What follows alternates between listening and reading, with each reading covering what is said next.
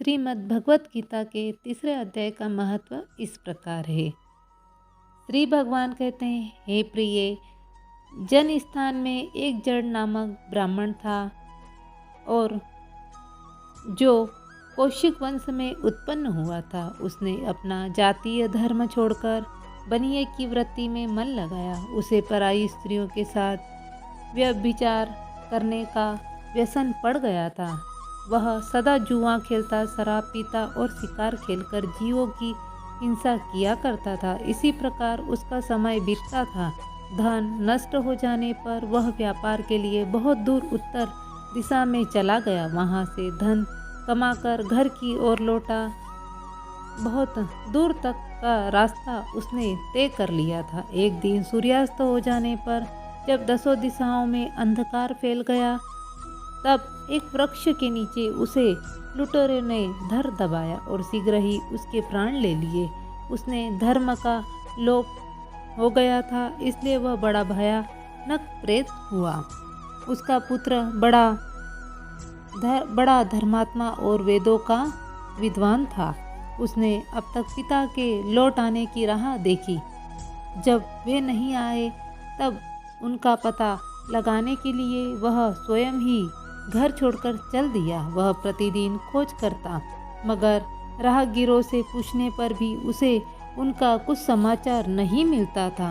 तदंतर एक दिन एक मनुष्य से उसकी भेंट हुई जो उसके पिता का सहायक था। उससे सारा हाल जानकर उसने पिता की मृत्यु पर बहुत शोक किया।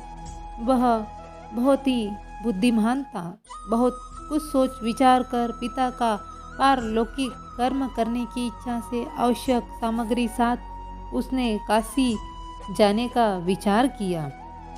मार्ग में 7-8 मुकाम डालकर वह 9वें दिन उसी वृक्ष के नीचे पहुंचा जहां इसके पिता मारे गए थे। उस स्थान पर उसने संध्योपासना की और गीता के तीसरे अध्याय का पाठ किया। इसी समय आकाश में बड़ी भयानक आवाज आई। उसने अपने पिता को भयंकर आकार में देखा। फिर तुरंत ही अपने सामने आकाश में उसे एक सुंदर विमान दिखाई दिया जो महान तेज से व्याप्त था। उसमें अनेकों क्षुद्र घटिकाएं लगी थी। उसके तेज से समस्त दिशाएं आलोकित हो रही थी। यह दृश्य देखकर उसके चित्त की व्यग्रता दूर हो गई। उसने विमान पर अपने पिता को दिव्य रूप धारण किए विराजमान देखा। उनके शरीर पर पीताम्बर शोभा पा रहा था। मुनिजन उनकी स्तुति कर रहे थे। उन्हें देखते ही पुत्र ने प्रणाम किया। तब पिता भी उसे आशीर्वाद दिया। तपश्चात उसके पिता से यह सारा वृतांत पूछा। उसके उत्तर में पिता ने सब बातें बताकर इस प्रकार कहना आरंभ किया, बेटा, देववश मेरे निकट गीता के तृतीय अध्याय का पाठ करके तुमने इस शरीर के द्वारा किए हुए दुष्यतज कर्म बंधन से मुझे छुड़ा दिया। अतः अब घर लौट जाओ, क्योंकि जिसके लिए तुम काशी जा रहे थे वह प्रयोजन इस समय तृतीय अध्याय के पाठ से ही सिद्ध हो गया है। पिता यो कहने पर पुत्र ने पूछा, तात, मेरे हित का उपदेश दीजिए तथा कोई कार्य जो मेरे लिए करने योग्य हो बतलाइए। तब पिता ने उससे कहा, अनंग, तुम्हें यही कार्य फिर करना है। मैंने जो कर्म किया है वही मेरे भाई ने भी किया है। इससे वे घोर नरक में पड़े हैं। उनका भी तुम्हें उद्धार करना चाहिए। तब तथा मेरे कुल के और जितने लोग नरक में पड़े हैं सबका उद्धार तुम्हारे द्वारा उद्धार हो जाना चाहिए। यही मेरा मनोरथ है। बेटा, जिस साधन के द्वारा तुमने मुझे संकट से छुड़ाया है उसी का अनुष्ठान औरों के लिए भी करना उचित है। उसका अनुष्ठान करके उससे होने वाला पुण्य उन नारक की जीवों को संकल्प करके दे दो। इससे वे समस्त पूर्वज मेरी ही तरह यातना से मुक्त स्वल्प काल में ही श्री विष्णु जी के परम पद को प्राप्त हो जाएंगे। पिता का यह उपदेश सुनकर पुत्र ने कहा, तात, यदि ऐसी बात है और आपकी भी ऐसी ही रुचि है तो मैं समस्त नारक की जीवों का नरक से उद्धार कर दूंगा। यह सुनकर उसके पिता बोले, बेटा, एमस्तु, तुम्हारा कल्याण हो। मेरा अत्यंत प्रिय कार्य संपन्न हो गया। इस प्रकार पुत्र को आश्वासन देकर उसके पिता भगवान विष्णु के परम धाम को चले गए। तपश्चात वह भी लौटकर जन्म स्थान में आया और परम सुंदर भगवान श्री कृष्ण के मंदिर में उनके समक्ष बैठकर पिता के आदेश अनुसार गीता के 3 अध्याय का पाठ करने लगा। उसने नार की जीवों का उद्धार करने की इच्छा से श्री गीता जी का पाठ जनित सारा पुण्य संकल्प करके दे दिया।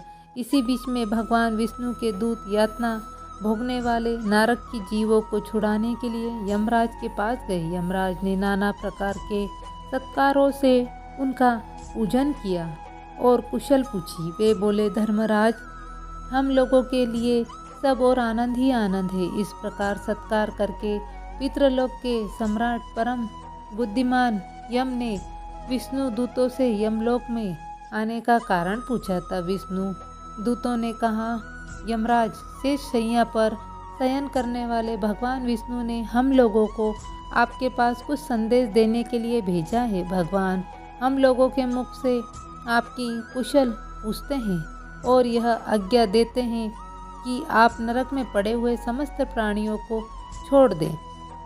अमित तेजस्वी भगवान विष्णु का यह आदेश सुनकर यम ने मस्तक झुकाकर उसे स्वीकार किया और मन ही मन सोचा। तपश्चात मंदोमंत नारक की जीवों को नरक से मुक्त देकर उनके साथ ही वे भगवान विष्णु के वास स्थान को चले। यमराज श्रेष्ठ विमान के द्वारा जहाँ क्षीर सागर है वहाँ जा पहुँचे। उनके भीतर कोटि कोटि सूर्य के समान कांतिमान नील कमल दल के समान श्याम सुंदर लोकनाथ जगत गुरु श्री हरि का उन्होंने दर्शन किया। भगवान का तेज उनकी सैया बने हुए शेषनाग के फणों की मणियों के प्रकाश से दुगुना हो गया। वे आनंद युक्त दिखाई दे रहे थे। उनका हृदय प्रसन्नता से परिपूर्ण था। भगवती लक्ष्मी अपनी सरल चितवन से प्रेम पूर्वक उन्हें बार बार निहार रही थी। चारों ओर योगीजन भगवान की सेवा में खड़े थे।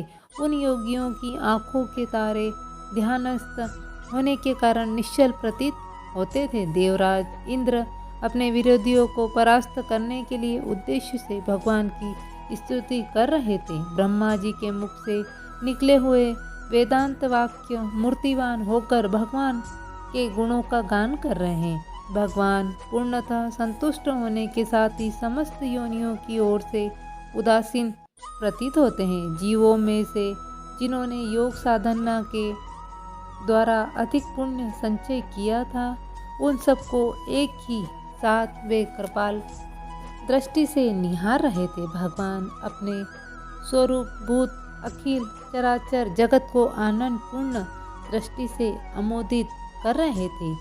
शेषनाग की प्रभा से उदासित एवं सर्वत्र व्यापक दिव्य विग्रह धारण किए नील कमल के सदृश श्याम वर्ण वाले श्री हरि ऐसे जान पड़ते हैं मानो चांदनी से घिरा हुआ आकाश सुशोभित हो रहा है। इस प्रकार भगवान की झांकी करके यमराज अपनी विशाल बुद्धि के द्वारा उनकी स्तुति करने लगे। यमराज बोले, संपूर्ण जगत का निर्माण करने वाले परमेश्वर, आपका अंतःकरण अत्यंत निर्मल है। आपके मुख से ही वेदों का प्रादुर्भाव हुआ है। आप ही विश्व स्वरूप हैं और इसके विधायक ब्राह्मण हैं। आपको नमस्कार है। अपने बल और वेग के कारण जो अत्यंत दुर्दम प्रतीत होता है, ऐसे दान वेद्रों का अभिमान चूर्ण करने वाले भगवान विष्णु को नमस्कार है। पालन के समय शरीर धारण करने वाले विश्व के आधारभूत सर्वव्यापी श्री हरि को नमस्कार है। समस्त देहधारियों की पातक राशि को दूर करने वाले परमात्मा को प्रणाम है।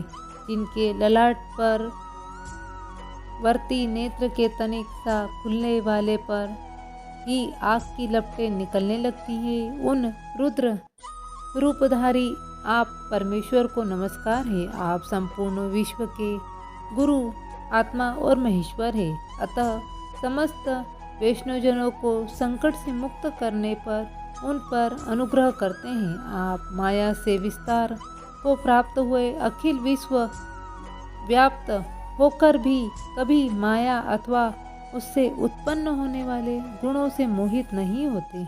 माया तथा माया जनित गुणों के बीच में स्थित होने पर भी आप उनमें से किसी का प्रभाव नहीं पड़ता। आपकी महिमा का अंत नहीं है क्योंकि आप असीम हैं। फिर आप वाणी के विषय कैसे हो सकते? अतः मेरा मौन रहना ही उचित है। इस प्रकार स्तुति करके यमराज ने हाथ जोड़कर कहा, जगद्गुरुओं, आपके आदेश से इन जीवों को गुण रहित होने पर भी मैंने छोड़ दिया है। अतः मेरे योग्य और जो कोई कार्य हो उसे बतलाइए। उनके योग्य कहने पर भगवान मधुसूदन मेघ के समान गंभीर वाणी द्वारा मानो अमृत रस से सींचते हुए बोले, धर्मराज, तुम सबके प्रति समान भाव रखते हुए लोगों का पाप से उद्धार कर रहे हो। तुम पर देहधारियों का भार रखकर मैं निश्चित हूँ। अतः तुम अपना काम करो और अपने लोग को लौटाओ। यूँ कहकर भगवान अंतर्ध्यान हो गए। यमराज भी अपनी पुरी को लौट आए। तब वह ब्राह्मण अपनी जाति के समस्त नरक की जीवों का नरक से उद्धार करके स्वयं ही विमान द्वारा श्री विष्णु धाम को चला गया।